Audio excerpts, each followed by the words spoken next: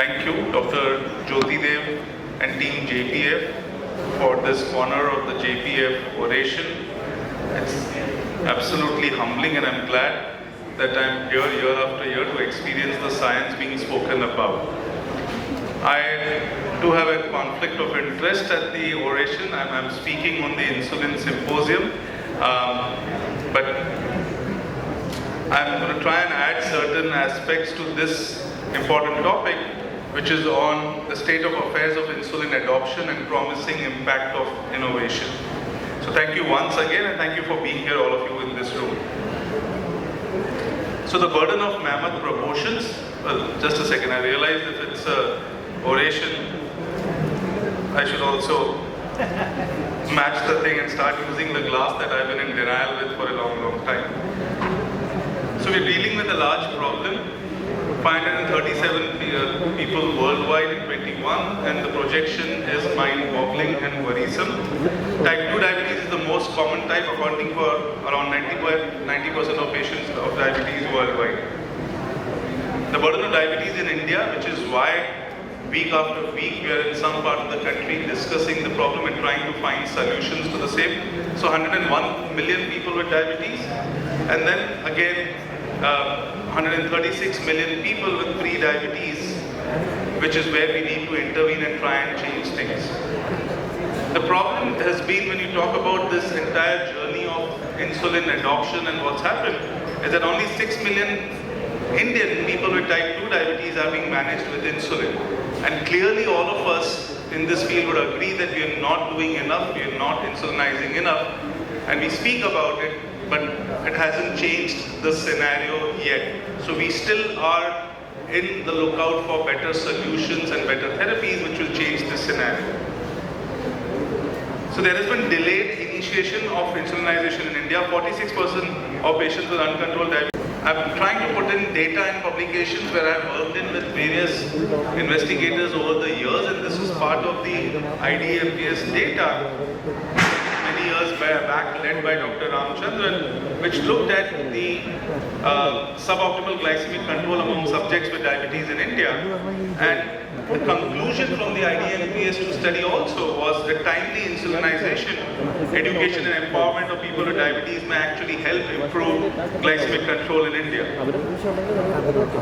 We move to understanding what arguably has been probably the best innovation in insulins in the recent decades, and which has changed the scenario. The evolving landscape of basal insulins globally and in India.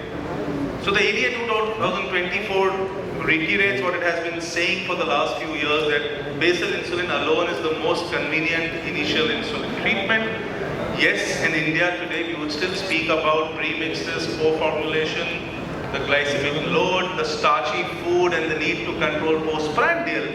But hardly would any of us argue and say that using a premix insulin is easier than a basal insulin, which is far more easier to start with, and the strength lies there, at least at initiation. Again, this was a consensus. The B-SMART, which was the basal early strategies to maximize A1C reduction with basal insulin and oral therapy combined, which is always a great strategy in patients with type 2 diabetes. This was an expert opinion published in Diabetes Therapy in 2019. And again, the one takeaway from this consensus was towards the end that you can read.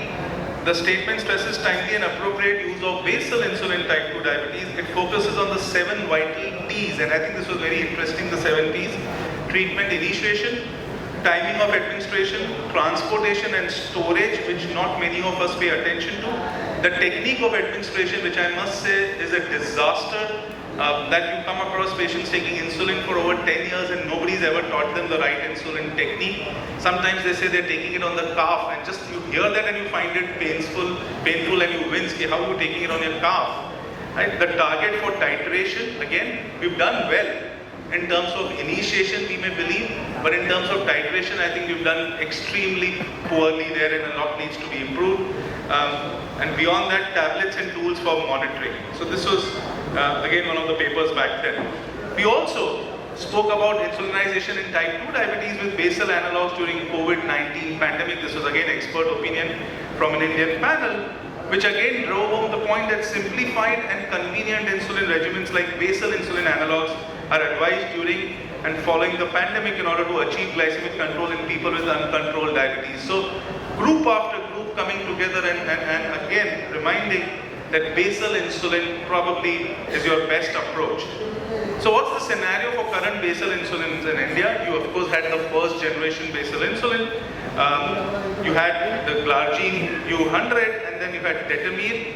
Well, half-life somewhere around half a day or a little more half a day, but not genuinely crossing 24 hours. The administration once daily, twice daily. We've had enough conversations of Detamir being probably better twice daily.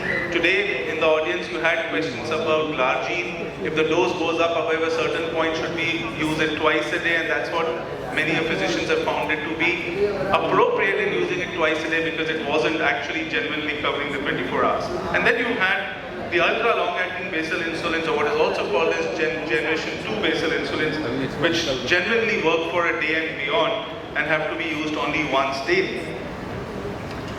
So deficiencies of the first basal analogs, well, it's not truly once daily. Let's clearly understand that 20 hours, 22 hours, there would be some variability. Largely a fixed time dosing that you have to take it. If you're saying that take it at 10 p.m., then it has to be around that. You don't have the liberty of taking it at 8 p.m. or 1 p.m. if you went out for dinner and so on. Higher chances of nocturnal hypoglycemia, though the basal insulins, the first generation, these were better than the NPH and did not have so many peaks, but yet they caused hypoglycemia and there was a peak. The funny thing is, when a new product comes in, you're made to believe that it's absolutely flat. And then years later in your own experience tells you, no, there was a peak at around 10 to 12 hours and so on. And which is why probably you had to use it at bedtime to try and cover the morning surge that would happen in every individual. Also, of course, it had higher variability and not truly peakless, as I said. Again, going back to one of the papers that we had worked on, the best practices and tools for titrating basal insulins, again an expert panel from Indian using the modified Delphi consensus method. And I must acknowledge many of the authors in these papers who have worked here. I see many of you in the audience. Thank you for being here and thank you for being part of the consensus group throughout that I got a chance to work with. In this Delphi consensus, again, we concluded that in the management of type 2 diabetes, insulin can be effectively titrated by following a few simple recommendations. The use of second generation basal insulin aids in mitigating the risk of hypoglycemic trends. The implementation of a simplified titration regimen is crucial to achieve glycemic targets and long-term treatment goals. Use basal insulin, use a good basal insulin, look at your fasting sugar and titrate the +1s or +2s and minus. It's as simple as that. You have to look at pre-dinner, if you're taking insulin in the lunchtime, breakfast time, dinner, you look at fasting. It does get a little more complicated when you use premixes and other insulin. So there's clearly a difference.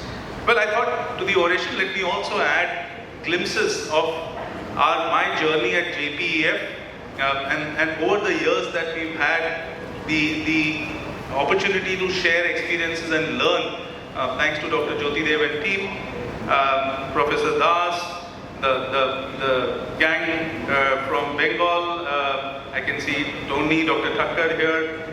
The time that we spent with Professor John Pickup was wonderful. The first meeting that he came to after many years was in Mumbai when I was doing CID that time. And then of course Dr. Jyoti Dev had him here and most of us will have fond memories of spending time with Professor Pickup here and at the same venue. So let's move on to look at Degludec versus Glargine. Has it been time to move on and upgrade to overcome the limitations that I just spoke about? So what's really the difference between these two insulins? Well, Degludec clearly has faster onset and longer duration of action. The faster part doesn't matter much. We're looking at a flatter one, but yes, it does work faster. More importantly, it has lower glycemic variability. And some of you who've been in this room and the room above in the last 2 hours where I have spoken consistently and regularly on reduction of glycemic variability being an important aspect, should clearly get the point on we need to do more CGMs, we need to start picking up glycemic variability, and that's where you'll actually realize the difference between the older insulin and the newer insulin. Because the variability matters avoidance of TBR and hypoglycemia is extremely important. What's also important from degludec's point is the efficacy, clear evidence through studies that it leads to higher time in range. Higher time in range also comes in from the fact that it causes less time below range or less hypoglycemia. So the mantra there always has been get more green, reduce the yellow, avoid the red. Get your patients to be more flat, narrow and in range. And insulins like degludec definitely help get you more FNIR. And of course the proven safety in the randomized clinical trials and large amount of real world evidence, including that coming from various parts of India. You look at degludec versus glargine 300. Well, it says again, there is evidence for faster onset and longer duration of action even when you compare to glargine 300, lower glycemic variability. Again, head-on studies in terms of looking at the TIR variability. Proven safety profile in RCTs and real-world evidence for degludec and lower dose requirement than glargine 300 again in the comparative studies. So the mantra they say is innovate and not just improvise to the better insulin. So degludec, let's look at it. It's approved for use in pregnancy. So many of you may have questions and doubts about which insulins to be used in pregnancy. Detamir used to be the larger solution and the favorite, but we knew there were problems that it wasn't genuinely once daily and the availability was not as wide. So today you have degludec, which is an extremely safe insulin in pregnancy and of course covers the 24 hours and beyond. It can be used in the pediatric age group beyond 1 year. Truly a genuine insulin which reduces variability, extremely important in your pediatric population to avoid hypoglycemias. For those who are on MDI therapy, you are doing justice by giving an insulin which has lesser variability and then handling the postprandial spikes with multiple short boluses. In adults, of course, and elderly, including those with renal and hepatic impairment, this insulin is approved and probably preferred by many of us. An ideal once daily basal insulin, it's flat, it has peakless activity, and I'm genuinely hoping that 10 years from now we don't get data saying, oh, this also had some peaks here and there. Well, the data so far says it's peakless, but as I said, keep looking at CGM for yourselves and see in such patients that you're really seeing the lack of efficacy. So far, I think it's good to be peakless. Long duration of action, yes, genuinely working beyond 24 hours. Allowing dosing flexibility. So in some patients, though you may say let's take it at night and you may tell a patient a time, it's always good to be specific with instructions, let's take this at 10 o'clock in the night. But somebody takes it at 11:30, 12, which is all right. Somebody even forgot that night, went out and just forgot, takes it the next morning, you'll still have the effect coming in and then the cycle continues every night. So that kind of flexibility, not something that you advocate, but as a backup, you do tell the patient if you miss out, it's okay to take at that point, and minimal variability. So despite the breakthrough in insulins, the unmet needs linger, and that's something for us to realize that everything that seems gold may not always be gold. You still are in the search for the perfect gold, if there's anything like that. So unmet needs with existing insulins, well, the still problem is all of these are once daily. You ask your patient, 3 shots a day versus 1 shot a day? Well, they'll clearly say 1 shot a day. You ask your patient 1 shot a week or 1 shot every day, and they'll tell you obviously it's 1 shot week. Well, we never know. You ask them 1 shot a month next, and they'll be jumping with joy and easy to accept insulinization. So daily pricks continues to be a problem. We may say it's painless, it's so simple, 31, 33 gauge needles and so on, but yet it's yet every day. And which probably contributes to delayed insulin initiation in spite of us being aware somewhere. We all probably have done that and are responsible. Oh, it's 7.8. There was probably the festive season. The patient says, give me more time. And you being such a nice doctor playing to the patient's gallery. Well, yes, take another 3 months, we'll see next time. That tomorrow never comes. So we all are responsible and can be blamed, but there have been reasons as to why we haven't done that. And of course, the fear of needle because of everyday needle is adding to the problem. So more than 90% of physicians and patients wish for good control with insulin, not injected every day. So in this survey, and I'm sure if I was by this survey, let me ask all of you here with a show of hands. How many of you would like your patients to take a shot every day? And how many of you would prefer once a week shot as compared to everyday shot? Can I see some show of hands? How many of you would prefer your patients to get once a week, right? And how many of you would still prefer once a day? There's no sadist here in the room, so yeah, sir will prefer it. Okay, so daily administration of insulin is challenging.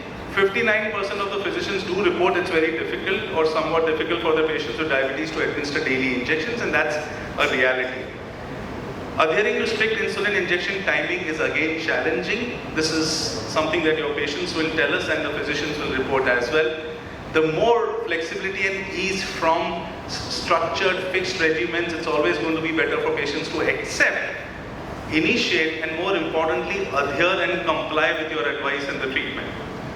And hence, when this doesn't happen, more than 65% of our patients are non-adherent. How many of us really get into talking to the patient about adherence and compliance and understanding that that list of medications and this beautiful timing and printed instructions you've given before meal, in between meal, after, is it really followed? How many of us genuinely bother to have a conversation about adherence and compliance? A handful, you're doing a great job. Hopefully this changes amongst many of us, because most of us fail or are too busy to do that. Consequences of repeated injections, of course, has been lipohypertrophy. As much as we may want to avoid the site, avoid the needle reuse, the fact is patients have their own sweet specific zones to inject, and repeated injections does cause the chance of hypertrophy. But this was again part of the Fit 2 guidelines, the addendum that we had come out, which was more pertaining to the right usage of injection technique and avoiding reuse in the hospital setting. So, solutions towards better glycemic control, well, interventions that may address adoption and adherence, less frequent injections, flexibility in dosing, and simple, easy to use regimen. Most sought attribute for patients is going to be less frequent injections, which would lead to improved adherence, the convenience of once daily, the satisfaction, and potentially better health outcomes. I'm sure there will be challenges when we move to the once daily concept, reminding it, putting it on your phone, how to handle that, but yet the number of injections being lesser is going to be a welcome move as long as the profile is flat and easy for patients to use. So the future does look bright, my friends. We are at the entry point of the once weekly conveniently benefit, and very, very soon probably we should have this with us. Physiologically distributed, well, there are no issues with hypo or weight aspect from this once weekly insulin from the data that we've seen. What moves ahead? Well, probably you're going to be looking at oral insulins. Why not? If you're talking about future, oral is going to be far more convenient. And then, of course, the promise of glucose-sensitive insulins, or the ones which don't cause hypoglycemia, and smart insulins or glucose-sensitive is the future that we want to move ahead for. Quickly, I thought I will also show certain other work and combinations. Yes, when you talk about other therapies, you do have other therapies upcoming. GLP-1s and the new dual peptides are the one. This was a paper in Nature Medicine which spoke about GLP-1s maybe probably better in terms of reduction in A1C in Chinese and Indian population. This was another expert group recommendation on effective use of bolus insulins in the management of type 2 diabetes, which spoke about that these recommendations will not only result in a more evidence-based application of bolus insulin, but also trigger further research. So as much as we may talk about basal today, the bolus aspect of titration for those who require MDA or type 1s is important. And then the consensus on insulin dose and titration algorithms, which was published in JPEF in 2017. We again spoke about how the consensus is comprehensive in talking about recommendations for each kind of insulin, whether it's basal, bolus, premix, and so on. Also, a controversial paper that I've been associated with, but extremely important, about safety of intravenous insulin aspart. But the conclusion from this paper, and it gets quoted even now, is similar safety of IV aspart as compared to regular human insulin. It's safe to use it. We can debate about whether it has benefits, but it's safe to use it, and physicians prefer to use this to avoid the problems with transition from IV to sub-Q. So again, let me thank you all for being here. My journey with JPEF really continues over this time, and I'm again thankful to Dr. Jyoti Dev and team for having me here in this honor of this oration. We've had a wonderful time. I don't know how many of you were there when we did this fashion show a few years back on one of these platforms. So let me thank you once again and end with this one. Thank you all for being here, and would love to be here again amongst all of you. Thank you, Dr. Jyoti Dev and team. Thank you, sir. Thank you so much.